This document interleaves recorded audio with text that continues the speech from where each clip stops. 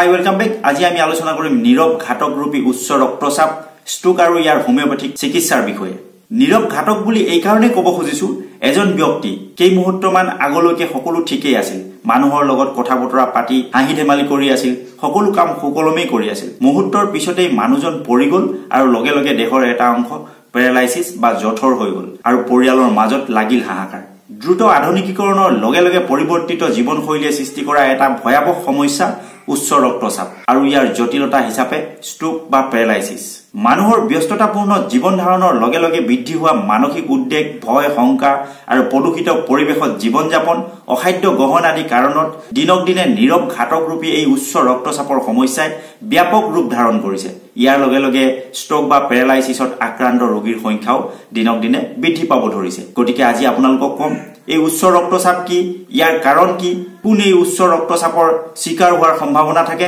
লগতে এই উচ্চ ৰক্তচাপ নিয়ন্ত্ৰণ কৰিব পৰা কিছুমান ফলপ্ৰসূ হোমিওপ্যাথিক দৰৱ আছে। এই দৰৱবোৰ ব্যৱহাৰ কৰি এই উচ্চ ৰক্তচাপৰ পৰা খুব সহজতে পৰিত্ৰাণ পাব পৰা যায়। এই দৰৱবোৰৰ কথাও আপোনালোকক কম, লগতে কম এই উচ্চ ৰক্তচাপৰ পৰৱৰ্তী যি কমপ্লিকেশ্যন হয় বা যি জটিল সমস্যাৰ সৃষ্টি হয়, এই ষ্ট্ৰোক বা পেৰালাইচিছ, এই পেৰালাইচিছৰ বিষয়েও আপোনালোকক কম। মই ডাক্তৰ হৰি, আপোনালোক সকলোকে ডাক্তৰ হৰি চিভিল ফিচাৰ চেনেললৈ স্বাগতম জনাইছো। লগতে এনেধৰণৰ স্বাস্থ্য সম্পৰ্কীয় গুৰুত্বপূৰ্ণ ভিডিঅ'সমূহ পাই থাকিবৰ কাৰণে চেনেলটো ছাবস্ক্ৰাইব কৰিবৰ কাৰণে অনুৰোধ জনাইছো। আহক এতিয়া আমি বিষয়টোলৈ আগবাঢ়ো। এজন ব্যক্তিক উচ্চ ৰক্তচাপত ভোগা বুলি কেতিয়া কোৱা হয়? এজন প্ৰাপ্তবয়স্কৰ ব্যক্তিৰ ৰক্তচাপ চিষ্টলিক বা উচ্চ সীমা 120 পাৰামিটাৰ বা 120 mm of Hg আৰু ডায়ষ্টলিক বা নিম্ন সীমা 80 mm of Hg বা পাৰামিটাৰ থাকিব লাগে। যদি এই চিষ্টলিক ব্লাড প্ৰেছাৰ 120ৰ ওপৰত হয় বা 120ৰ পৰা 129 mm of Hg আৰু ডায়ষ্টলিক ব্লাড প্ৰেছাৰ 80ৰ পৰা 89 mm of Hg থাকে, তেতিয়া ব্যক্তিজন প্ৰি হাইপাৰটেনচিভ বা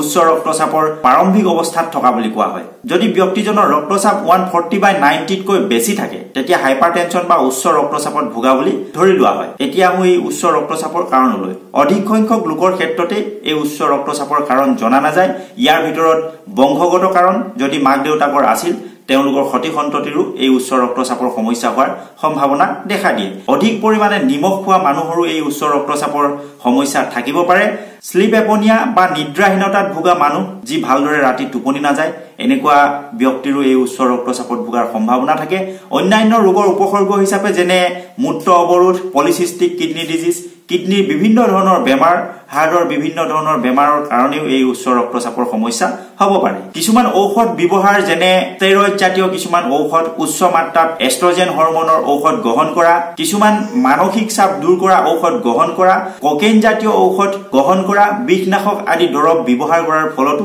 এই উচ্চ ৰক্তচাপৰ সমস্যা হ'ব পাৰে। কাৰ বেছি সম্ভাৱনা থাকে এই উচ্চ ৰক্তচাপৰ সমস্যা হোৱা? অত্যাধিক মদ্যপান কৰা লোক, অত্যাধিক ধূম্ৰপান কৰা ব্যক্তি, মেদবহুল বা অত্যাধিক শৰীৰৰ ওজন বৃদ্ধি হোৱা লোক, 35 ঊৰ্ধ্বৰ লোক, যাৰ বয়স 35 বছৰতকৈ বেছি হৈ গৈছে, তেওঁলোকৰো এই উচ্চ ৰক্তচাপ হোৱাৰ সম্ভাৱনা থাকে। বংশগত ইতিহাস থকা লোক, ডায়েবেটিছত ভোগা লোক, লিপিডৰ বিসংগতি থকা লোক, হৃদৰোগ, ক্ৰনিক কিডনি ডিজিজ, শাৰীৰিক পৰিশ্ৰম নকৰি এলেহুৱা জীৱন যাপন কৰা লোক, ষ্টেৰইড জাতীয় কিছুমান ঔষধ, উচ্চ মাত্ৰাত এষ্ট্ৰজেন হৰমনৰ ঔষধ গ্ৰহণ কৰা, কিছুমান মানসিক চাপ দূৰ কৰা ঔষধ গ্ৰহণ কৰা, ধাৰাবাহিকভাৱে বিষনাশক দৰৱ গ্ৰহণ কৰা লোক আৰু গৰ্ভনিৰোধক বড়ি সুদীৰ্ঘ দিন ধৰি ব্যৱহাৰ কৰি থকা মহিলাৰো এই উচ্চ ৰক্তচাপত ভোগাৰ সম্ভাৱনা বৃদ্ধি হয়। এতিয়া আহোঁ এই উচ্চ ৰক্তচাপৰ লক্ষণসমূহলৈ। উচ্চ ৰক্তচাপক নীৰৱ ঘাতক বা সাইলেন্ট কিলাৰ বুলি কোৱা হয়, কাৰণ যেতিয়ালৈকে টাৰ্গেট অৰ্গান যেনে কিডনি, হাৰ্ট অথবা মগজু ক্ষতি নহয়, তেতিয়ালৈকে কোনো ধৰণৰ লক্ষণ দেখা নিদিবও পাৰে। কোনো কোনো ৰোগীৰ ক্ষেত্ৰত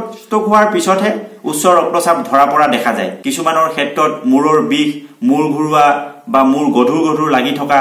মূৰ অচন্দাই কৰা, টোপনি কম হোৱা, হাৰ্টৰ ধপধপনি বৃদ্ধি হোৱা, সহজতে ভাগৰ লগা, বুকু ধপধপোৱা, বুকুত বিষ অনুভৱ কৰা, কাণত বতাহ বলাৰ দৰে গু গু শব্দ কৰি থকা, এনেকুৱা ধৰণৰ কিছুমান লক্ষণ প্ৰকাশ পায়। এতিয়া এই উচ্চ ৰক্তচাপৰ ক্ষেত্ৰত দেখা দিব পৰা সমস্যালৈ, কেনেকুৱা ধৰণৰ জটিলতা এই উচ্চ ৰক্তচাপৰ বাবে হ'ব পাৰে। আচলতে বেলেগ কোনো ধৰণৰ বেমাৰ নাথাকিলে অথবা কিডনি, হাৰ্ট, মস্তিষ্ক ক্ষতি নকৰিলে উচ্চ ৰক্তচাপত ভোগা ব্যক্তি এজনক স্বাস্থ্যৱান বুলি গণ্য কৰা হয়। তেনেকুৱা সময়ত যাতে ব্যক্তিজন এই উচ্চ ৰক্তচাপৰ কাৰণে যাতে বেলেগ ৰোগত ভুগিব নোৱাৰে, যেনে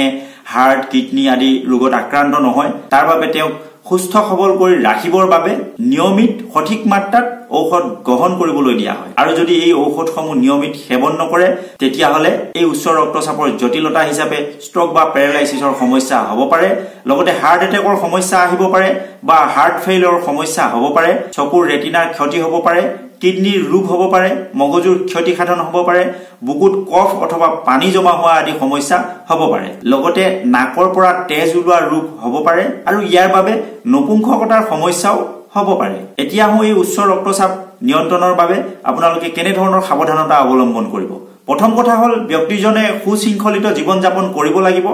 মানসিক দুশ্চিন্তা পৰিহাৰ কৰি চিন্তামুক্ত জীৱন যাপন কৰিব লাগিব ফাষ্ট ফুড জাংক ফুড অত্যাধিক তেল মছলা ভজা পোৰা আদি খাদ্য পৰিহাৰ কৰিব লাগিব যদি দেহৰ ওজন অত্যাধিক আছে তেনেহলে ওজন হ্ৰাস কৰিবৰ বাবে চেষ্টা কৰিব লাগিব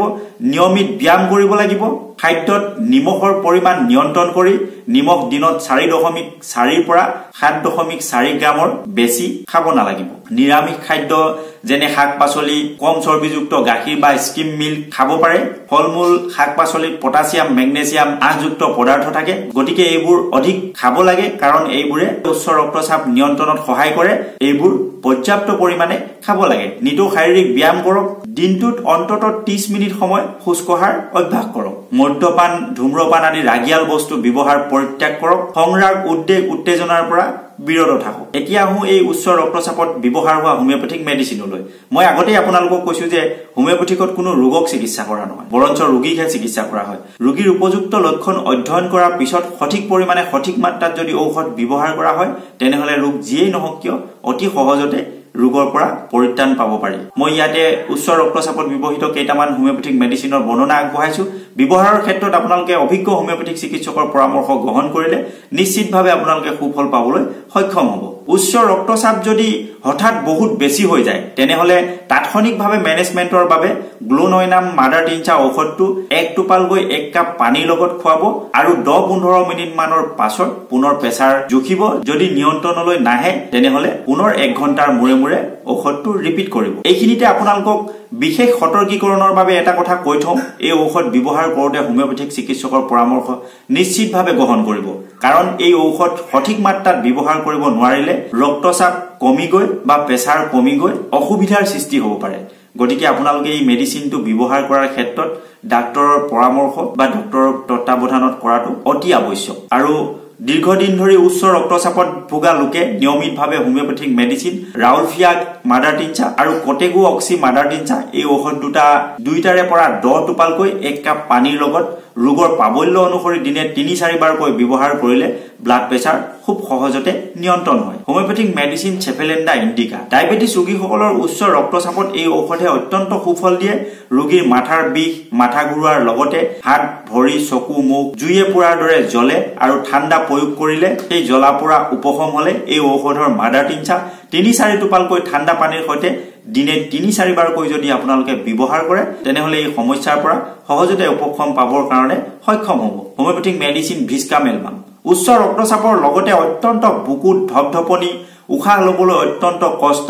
বাওঁফালে কাটি হৈ শুব নোৱাৰে বুকু অত্যন্ত গধুৰ অনুভৱ কৰে ৰোগীয়ে একে ঠাইতে স্থিৰে থাকিব নোৱাৰে আদি লক্ষণ থাকিলে এই ঔষধে ভাল ফল দিয়ে এই ঔষধৰ মাদাৰ টিনচা 10 টোপালকৈ আধা কাপ ঠাণ্ডা পানীৰ লগত দিনে 2-3 বাৰকৈ ব্যৱহাৰ কৰিলে এই সমস্যাৰ পৰা নিশ্চিতভাৱে আপোনালোকে উপকৃত হ'বৰ কাৰণে সক্ষম হ'ব হোমিওপ্যাথিক মেডিচিন এম্ব্ৰিকেচিয়া ৰক্তচাপ বেছি হোৱাৰ বাবে মূৰৰ তালু বিষ হয় বুকু ধৰফৰণি কানে কম শুনা বুকুত গধুৰ অনুভৱ কৰা টোপনি নোযোৱা আদি লক্ষণ থাকিলে এই ঔষধে ভাল ফল দিয়ে এই ঔষধৰ 30 শক্তি দিনে 3 বাৰকৈ ব্যৱহাৰ কৰিব লাগে ইয়াৰ উপৰি homeopathic medicine argentum nitricum calcarea carb natrum mur phosphorus lycopodium nux vomica আদি অজস্ৰ হোমিওপ্যাথিক মেডিচিন আছে এই উচ্চ ৰক্তচাপ মেনেজমেন্টৰ বাবে আপোনালোকে অভিজ্ঞ হোমিওপ্যাথিক চিকিৎসকৰ কাষ চাপি নিশ্চিতভাৱে আপোনালোকে এই সমস্যাৰ পৰা মুক্ত হ'ব পাৰিব আশা কৰো ভিডিওটোৰ পৰা নিশ্চিতভাৱে আপুনি উপকৃত হ'ব যদি আপুনি উপকৃত হোৱা বুলি ভাবে তেনেহলে ভিডিওটো এটা লাইক কৰি দিব আপোনাৰ লগতে আপোনাৰ আত্মীয় স্বজন বন্ধু বান্ধৱ যাতে এই